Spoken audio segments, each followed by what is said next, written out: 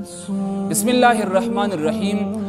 بل سنت په اوداسه کې محترم ناظرینو کتونکو دا مسواک دی.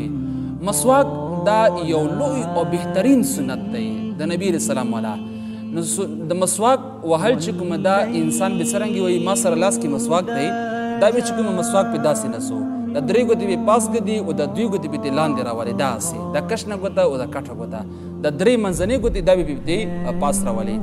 او د مسواک وهلو طریقه دا و چې اول چې کوم دا پاس چې کوم غاښونه دي هغه اول ښي طرف ته هغه اول به دلی وغي او مسواک په داسې وغو ښي طرف ته اول چې کوم دی پاس غاښونو باندې به اول وغو بیا به پاس غاښونو ګس طرف ته بیا وغو هغه نه بعد چې کوم بیا لاندې غاښونو کې ښي طرف ته به اول بیا مسواک وغو بیا هغه نه بعد چې کوم بیا ګس طرف ته لاندې غاښونو باندې به مسواک وغو.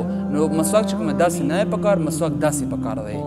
نو دا یو لوی سنت دی. نبی رسول الله مبارک فرمایي کوم او دس کې مسواک اول شي کوم او دس په مسواک سره وشي الله تبارک وتعالی هغه مونځ یو په 70 درجې باندې الله تبارک وتعالی ته غوره دی او محبوب دی او الله تبارک وتعالی قبلوي. نو الله تعالی مونږ ټول د ټولو سنتو باندې د نبی رسول الله باندې عمل کولو توفیق نصیب کړي. والسلام.